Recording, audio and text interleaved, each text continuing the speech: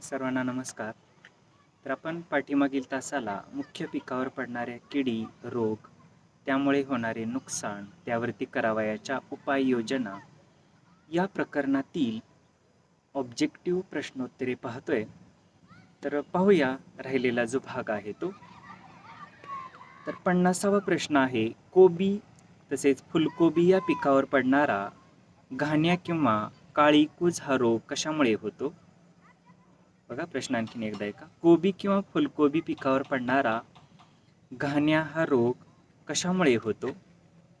विषाणूमुळे, पर्याय क्रमांक 1 विषाणूमुळे, पर्याय क्रमांक 2 बुरशीमुळे, पर्याय क्रमांक 3 जीवाणूमुळे.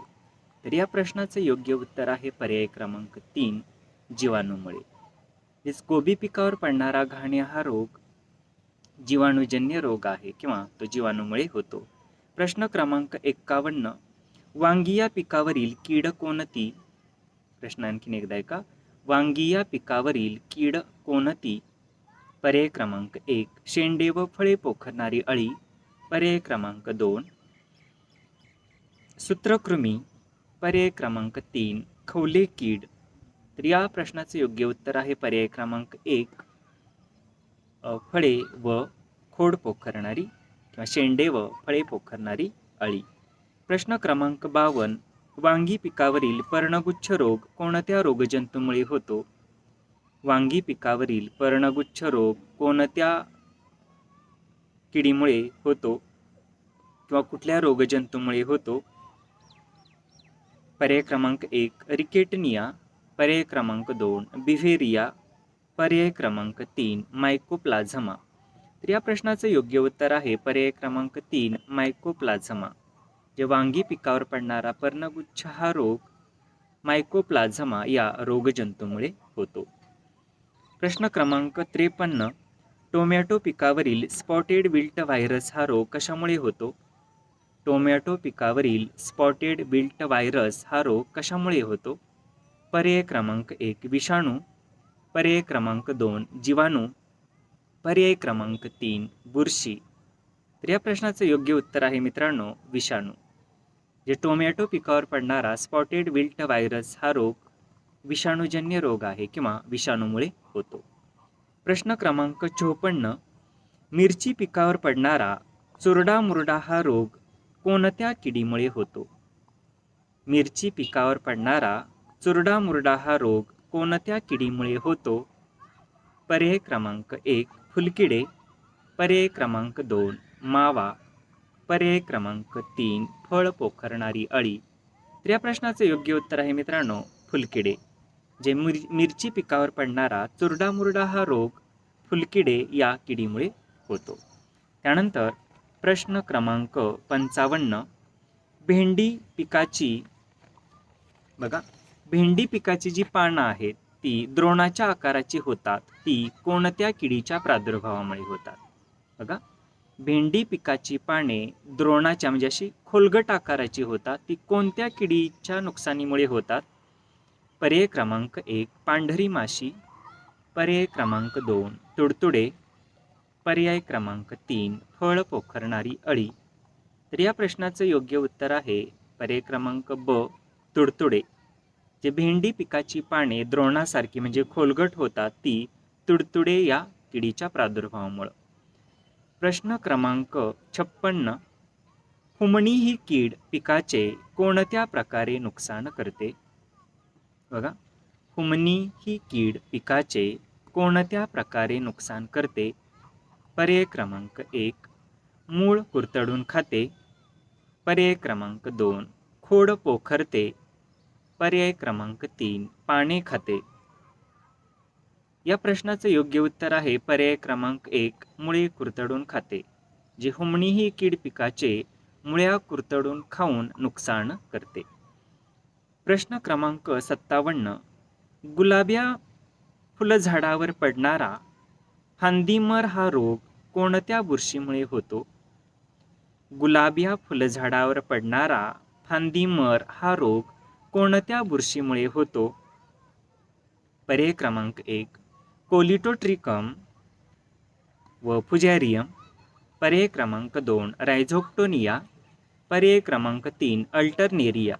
तर या प्रश्नाचं योग्य उत्तर आहे कोलिटोट्रिकम व फुजॅरियम.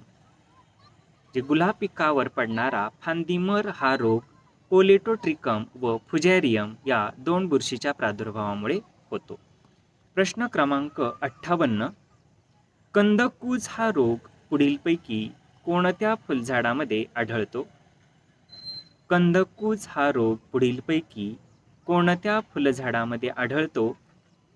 पर्याय क्रमांक 1 झेंडू, पर्याय क्रमांक 2 शेवंती, पर्याय क्रमांक 3 निशिगंध. तर या प्रश्नाचं योग्य उत्तर आहे निशिगंध. कंदकूज हा रोग पुढीलपैकी कोणत्या फुलझाडावर आढळतो? तर निशिगंध हे उत्तर आहे. प्रश्न क्रमांक 59.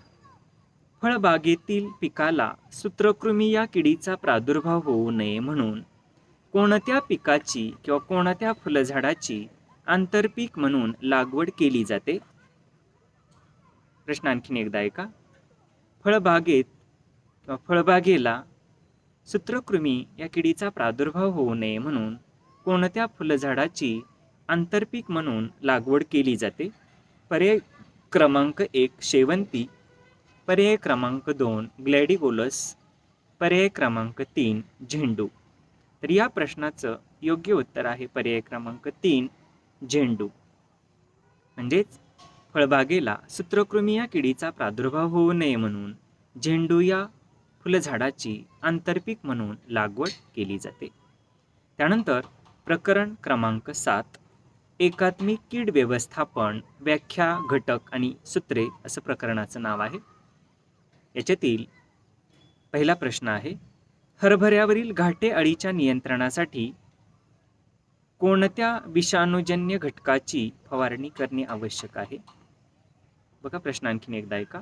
हरभऱ्यावरील घाटे अळीच्या नियंत्रणासाठी कोणत्या विषाणूजन्य औषधाची फवारणी करणं आवश्यक आहे? पर्याय क्रमांक 1 HANPV, पर्याय क्रमांक 2 HNPV, पर्याय क्रमांक 3 SLNPV. तर या प्रश्नाचं योग्य उत्तर आहे पर्याय क्रमांक 1 HANPV. प्रश्न क्रमांक 2 फुमणी किडीच्या नियंत्रणासाठी कोणत्या सापळ्यांचा वापर केला जातो? फुमणी किडीच्या नियंत्रणासाठी कोणत्या सापळ्यांचा वापर केला जातो?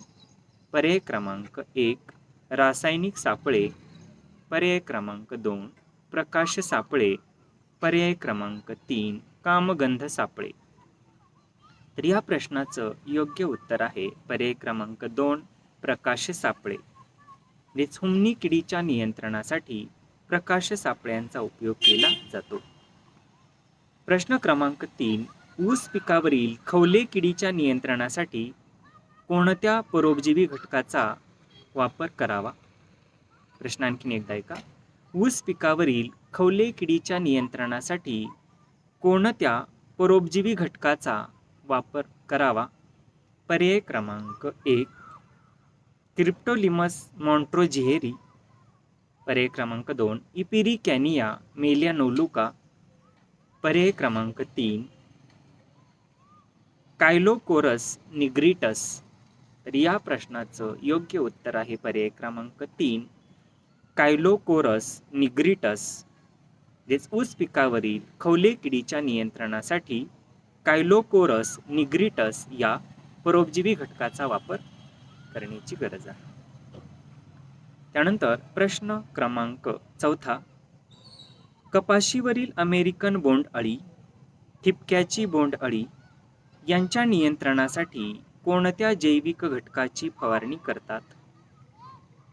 कपाशीवरील अमेरिकन बोंडअळी, ठिपक्याची बोंडअळी यांच्या नियंत्रणासाठी कोणत्या जैविक घटकाची फवारणी करतात? पर्याय क्रमांक 1 HANPV, पर्याय क्रमांक 2 HNPV, पर्याय क्रमांक 3 ट्रायकोडर्मा. तर या प्रश्नाचं योग्य उत्तर आहे पर्याय क्रमांक 1 HANPV या विषाणूजन्य औषधाची किंवा या जैविक घटकाची फवारणी केली जाते. प्रश्न क्रमांक 5 कॅप्सूल बोरर ही कीड कोणत्या पिकावर पडणारी कीड आहे? कॅप्सूल बोरर ही कीड कोणत्या पिकावर पडणारी कीड आहे? पर्याय क्रमांक 1 ज्वारी बाजरी, पर्याय क्रमांक 2 मोहरी गहू, पर्याय क्रमांक 3 तीळ आणि एरंडी. तर या प्रश्नाचं योग्य उत्तर आहे पर्याय क्रमांक 3 तीळ आणि एरंडी. म्हणजेच कॅप्सूल बोरर ही कीड तीळ आणि एरंडी या पिकावर पडणारी कीड आहे. त्यानंतर प्रकरण बदलते मित्रांनो या ठिकाणी. प्रकरण पुढचं आहे जैविक कीड नियंत्रण, व्याख्या, घटक, त्यांचा वापर. प्रश्न क्रमांक 1 निसर्गात उपलब्ध असलेले परोपजीवी, परभक्षी कीटक व जैविक रोगजंतू इत्यादीचा वापर करून कीड नियंत्रण करणे म्हणजे काय? पर्याय क्रमांक 1 एकात्मिक कीड नियंत्रण, पर्याय क्रमांक 2 जैविक कीड नियंत्रण, पर्याय क्रमांक 3 रासायनिक कीड नियंत्रण. तर या प्रश्नाचं योग्य उत्तर आहे पर्याय क्रमांक 2 जैविक कीड नियंत्रण. म्हणजेच निसर्गात उपलब्ध असणारे परोपजीवी कीटक म्हणूया आपण किंवा परभक्षी कीटक तसा जैविक रोगजंतू इत्यादीचा वापर करून जैविक पद्धतीने कीड नियंत्रण केलं जातं. प्रश्न क्रमांक 2 ट्रायकोग्रामा ही जैविक कीड कोणत्या प्रकारात मोडते? प्रश्न आणखीन एकदा ऐका. ट्रायकोग्रामा ही जैविक कीड कोणत्या प्रकारात मोडते? पर्याय क्रमांक 1 परोपजीवी, पर्याय क्रमांक 2 परभक्षी, पर्याय क्रमांक 3 रासायनिक पद्धत. तर या प्रश्नाचं योग्य उत्तर आहे पर्याय क्रमांक 1 परोपजीवी. जे ट्रायकोग्रामा किंवा ट्रायकोग्रामा चिलोनिस ही परोपजीवी कीड आहे. प्रश्न क्रमांक 3 जे कीटक जगण्यासाठी दुसऱ्या कीटकावर अवलंबून असतात त्यास काय म्हणतात? बघा, जे कीटक जगण्यासाठी दुसऱ्या कीटकावर अवलंबून असतात त्यांना काय म्हणतात किंवा त्यांना कुठल्या प्रकारचे कीटक म्हणतात? पर्याय क्रमांक 1 परभक्षी कीटक, पर्याय क्रमांक 2 परोपजीवी कीटक आणि पर्याय क्रमांक 3 यापैकी नाही. तर या प्रश्नाचं योग्य उत्तर आहे पर्याय क्रमांक 2 परोपजीवी कीटक. जे सजीव जगण्यासाठी दुसऱ्या कीटकावर अवलंबून असतात त्या कीटकांना परोपजीवी कीटक असं आपण म्हणतो. प्रश्न क्रमांक 4 एका परोपजीवी कीटकावर जगणाऱ्या दुसऱ्या परोपजीवी कीटकास कोणत्या प्रकारचा कीटक म्हणतात? बघा, प्रश्न आणखीन एकदा ऐका. एका परोपजीवी कीटकावर जगणाऱ्या दुसऱ्या परोपजीवी कीटकाला कोणत्या प्रकारचा कीटक असे म्हणतात? पर्याय क्रमांक 1 परपराश्रयी कीटक, पर्याय क्रमांक 2 बहुपरोपजीवी कीटक, पर्याय क्रमांक 3 एकभक्षी परोपजीवी कीटक. तर या प्रश्नाचं योग्य उत्तर आहे पर्याय क्रमांक 1 परपराश्रयी कीटक. जे एका परोपजीवी कीटकावर जगणारा दुसरा परोपजीवी कीटक असेल तर त्याला आपण परपराश्रयी कीटक असं म्हणतो. प्रश्न क्रमांक 5 एका यजमान कीटकांच्या प्रजातीवर, बघा, एका यजमान कीटकांच्या प्रजातीवर एकापेक्षा अधिक परोपजीवी कीटकांच्या प्रजाती आश्रित असल्यास त्यास कोणता कीटक म्हणतात? प्रश्न आणखीन एकदा ऐका. एका यजमान कीटकांच्या प्रजातीवर एकापेक्षा अधिक परोपजीवी कीटकांच्या प्रजाती आश्रित असतील तर किंवा त्याच्यावरती जीवन जगत असतील तर त्यास कोणता कीटक म्हणतात? पर्याय क्रमांक 1 परपराश्रयी कीटक, पर्याय क्रमांक 2 अनेकभक्षी परोपजीवी कीटक, पर्याय क्रमांक 3 बहुपरोपजीवी कीटक. तर या प्रश्नाचं योग्य उत्तर आहे पर्याय क्रमांक 3 बहुपरोपजीवी कीटक.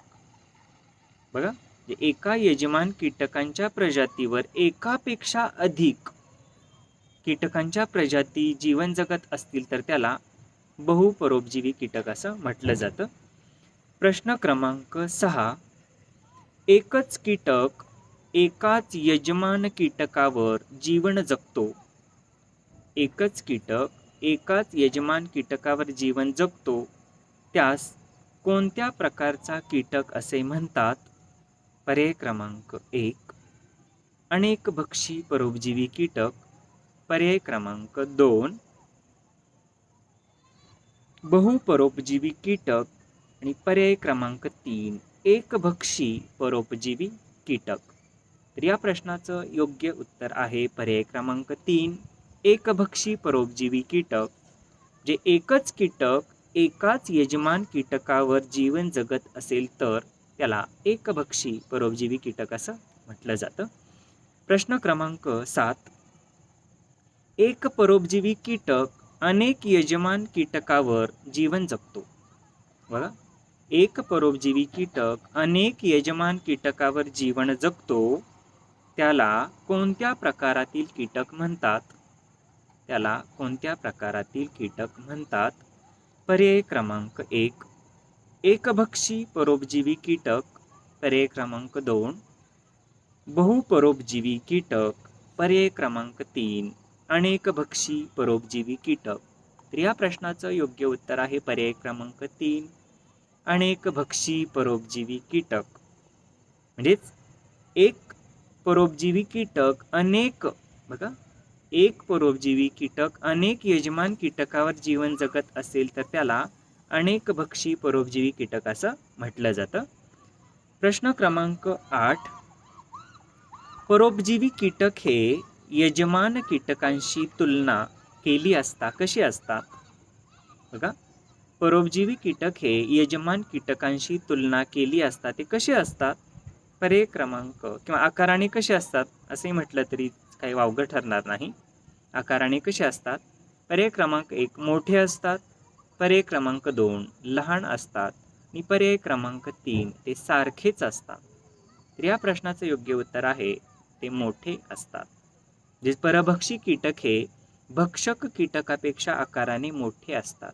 जे मोठे असतात म्हणूनच त्यांना ते खाऊन टाकतात. आलं लक्षात? प्रश्न क्रमांक 10. ट्रायकोग्रामा ही जैविक कीड कोणत्या प्रकारात मोडते? ट्रायकोग्रामा ही जैविक कीड कोणत्या प्रकारात मोडते? पर्याय क्रमांक 1 परभक्षी. पर्याय क्रमांक 2 परोपजीवी. आणि पर्याय क्रमांक 3 यापैकी नाही. तर या प्रश्नाचं योग्य उत्तर आहे पर्याय क्रमांक 2 परोपजीवी. जे ट्रायकोग्रामा ही जैविक कीड परोपजीवी या प्रकारामध्ये मोडते. त्यानंतर प्रश्न क्रमांक 11. लेडी बर्ड बिटल हा कीटक कोणत्या प्रकारातील जैविक कीटक आहे?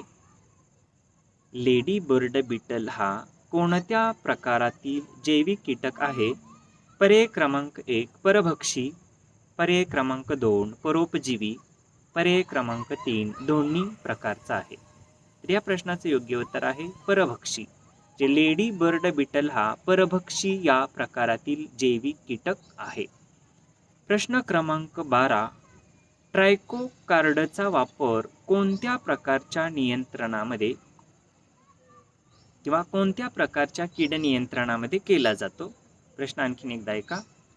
ट्रायकोडर्माचा वापर कोणत्या प्रकारच्या नियंत्रणामध्ये केला जातो? बरोबर आहे. तर पर्याय क्रमांक 1 जैविक रोग नियंत्रण.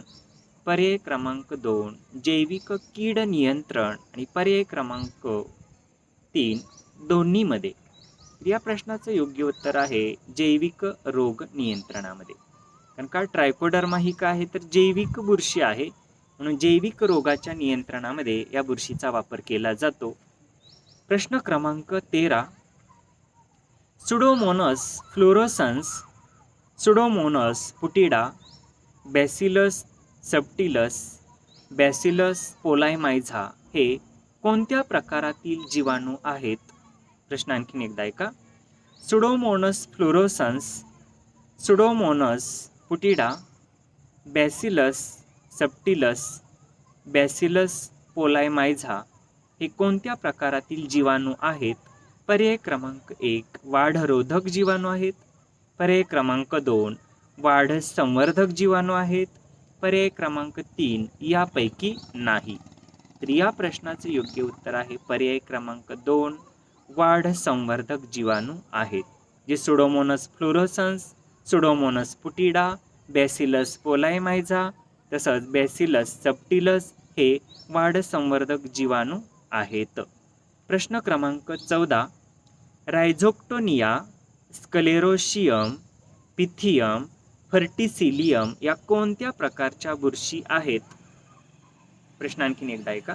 रायझोक्टोनिया, स्क्लेरोशियम, पिथियम, फर्टिसिलियम या कोणत्या प्रकारच्या बुरशी आहेत? पर्याय क्रमांक 1 उपयुक्त बुरशी, पर्याय क्रमांक 2 हानिकारक बुरशी, पर्याय क्रमांक 3 यापैकी नाही. तर या प्रश्नाचं योग्य उत्तर आहे पर्याय क्रमांक 2 हानिकारक बुरशी आहेत.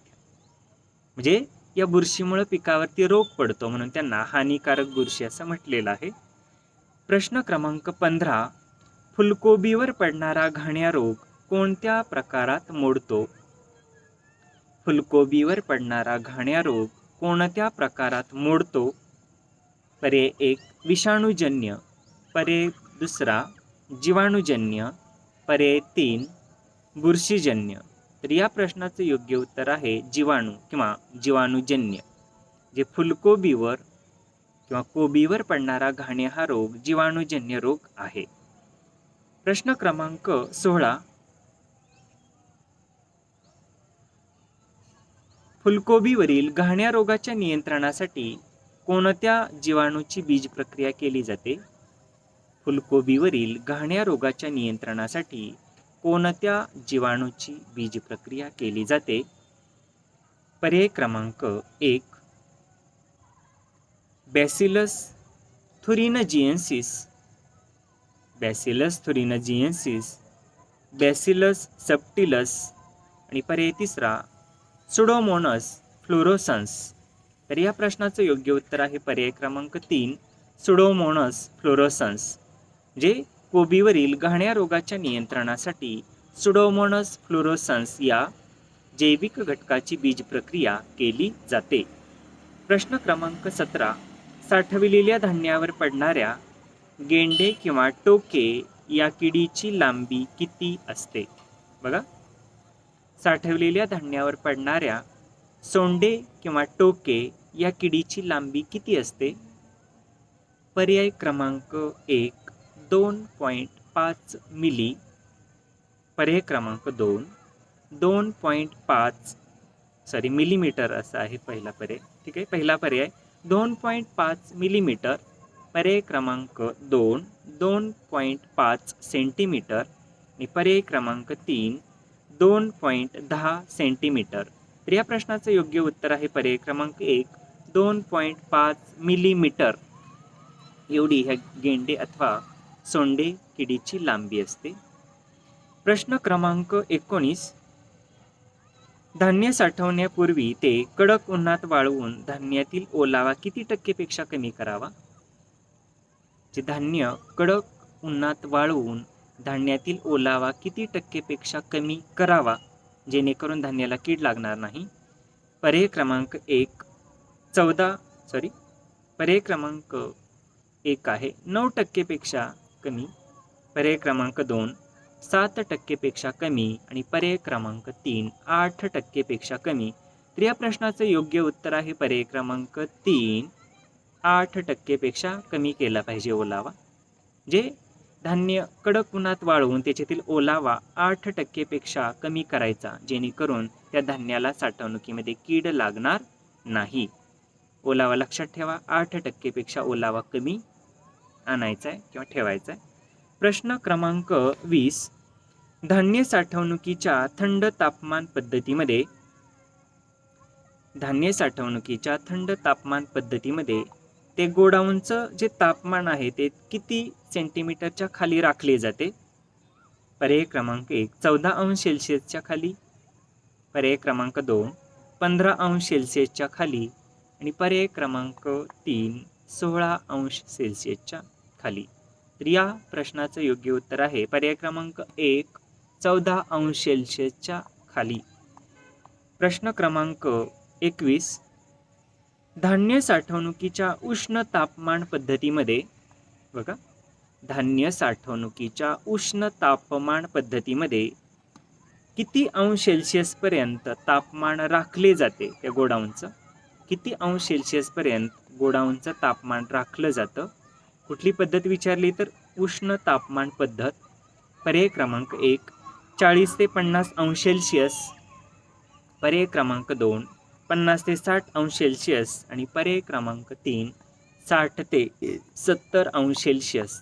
तर या प्रश्नाचं योग्य उत्तर आहे पर्याय क्रमांक 2 50 ते 60 अंश सेल्सिअस तापमान राखलं जातं. लक्षात ठेवा, धान्य साठवणुकीतील उष्ण तापमान पद्धत त्या गोडाऊनचं तापमान 50 ते 60 अंश सेल्सिअसच्या खाली आणलं जातं किंवा तेवढं राखलं जातं. प्रश्न क्रमांक 22 धान्य साठवणुकीच्या नियंत्रित वातावरण पद्धतीमध्ये बघा, धान्य साठवणुकीच्या नियंत्रित वातावरण पद्धतीमध्ये कार्बन डायऑक्साईड वायूचे प्रमाण किती टक्के केले असता ते सर्व किडीला प्राणघातक ठरते? बघा, जी धान्य साठवणुकीची नियंत्रित वातावरण पद्धती आहे, तर त्या पद्धतीमध्ये त्या गोडाऊनमधील कार्बन डायऑक्साईडचं प्रमाण किती टक्केपेक्षा खाली आणायचं जेणेकरून त्या किडीला ते कार्बन डायऑक्साईडचं प्रमाण घातक ठरतं आणि किडीचा नाश होतो. पर्याय क्रमांक 1 आहे 9 ते 9.5%, पर्याय क्रमांक 2 9.5 ते 10% आणि पर्याय क्रमांक 3 10 ते 11%. तर या प्रश्नाचं योग्य उत्तर आहे पर्याय क्रमांक 1 9 ते 9.5% एवढं त्या गोडाऊनमधील कार्बन डायऑक्साईडचं प्रमाण असलं पाहिजे जेणेकरून त्या गोडाऊनमधील किडीचा नाश होण्यासाठी मदत होते. त्यानंतर प्रश्न क्रमांक 23 अमेरिकेमध्ये धान्य संरक्षक म्हणून कोणत्या जीवाणूची नोंद झाली आहे? अमेरिकेमध्ये गोडाऊनमधील धान्याचं संरक्षण करण्यासाठी बघा, कुठल्या किडीची धान्य संरक्षक म्हणून नोंद झालेली आहे? पर्याय क्रमांक 1 ट्रायकोग्रामा, पर्याय क्रमांक 2 लेडी बर्ड बिटल आणि पर्याय क्रमांक 3 बॅसिलस थुरिनजिएन्सिस. तर या प्रश्नाचं योग्य उत्तर आहे पर्याय क्रमांक 3 बॅसिलस थुरिनजिएन्सिस. जे अमेरिकेमध्ये धान्य संरक्षक म्हणून बॅसिलस थुरिनजिएन्सिस या जीवाणूची किंवा या जैविक घटकाची धान्य संरक्षक म्हणून नोंद झालेली आहे. प्रश्न क्रमांक 24 धान्य साठवणुकीमध्ये किडीचा नाश करण्यासाठी कोणती धुरीजन्य कीटकनाशके वापरली जातात? प्रश्न आहे का, धान्य साठवणुकीमध्ये किडींचा नाश करण्यासाठी कोणती धुरीजन्य कीटकनाशके वापरली जातात? पर्याय क्रमांक 1 मेलेथिओन व एंडोसल्फान, पर्याय क्रमांक 2 क्विनॉल्फॉस व सायपरमेथ्रिन आणि पर्याय क्रमांक 3 इथिलीन डायब्रोमाइड व ॲल्युमिनियम फॉस्फाईड. तर या प्रश्नाचं योग्य उत्तर आहे पर्याय क्रमांक 3 इथिलीन डायब्रोमाइड आणि ॲल्युमिनियम फॉस्फाईड. या धुरीजन्य कीटकनाशकाचा वापर साठवणुकीतील धान्यातील किडीच्या नियंत्रणासाठी केला जातो. लक्षात ठेवा, इथिलीन डायब्रोमाइड आणि ॲल्युमिनियम फॉस्फाईड ही धुरीजन्य धान्य संरक्षक रसायने आहेत. प्रश्न क्रमांक 25 गाजर गवताच्या निर्मूलनासाठी कोणत्या जैविक घटकाचा किंवा किडीचा वापर केला जातो? गाजर गवताच्या निर्मूलनासाठी म्हणजे काँग्रेस गवत या गवताच्या निर्मूलनासाठी कुठल्या जैविक किडीचा वापर केला जातो? पर्याय क्रमांक 1 लेडी बर्ड बिटल, पर्याय क्रमांक 2 मेक्सिकन भुंगेरे आणि पर्याय क्रमांक 3 आहे ट्रायकोग्रामा. या प्रश्नाचं योग्य उत्तर आहे मेक्सिकन भुंगेरे. जे गाजर गवताच्या निर्मूलनासाठी मेक्सिकन भुंगेऱ्याचा वापर केला जातो. त्याद्वारे या गवताचं निर्मूलन केलं जातं. प्रकरण पुढचं आहे कीडनाशके फवारणी, हाताळणी, साठवणूक, खरेदी इत्यादी दरम्यान घ्यावयाची काळजी व शिफारस केलेल्या तीव्रतेनुसार फवारणीसाठी कीडनाशकाची मात्रा काढणे. तर मित्रांनो, हे या प्रकरणातील ऑब्जेक्टिव्ह आपण पुढील तासाला पाहूया. वेळ झालेला आहे. काय अडचण असतील तर विचारा. चांगले मार्क्स मिळाले पाहिजेत. ऑब्जेक्टिव्हची आणखीन तयारी करा. काय अडचण असेल विचारा. आपण या ठिकाणी थांबूया. धन्यवाद.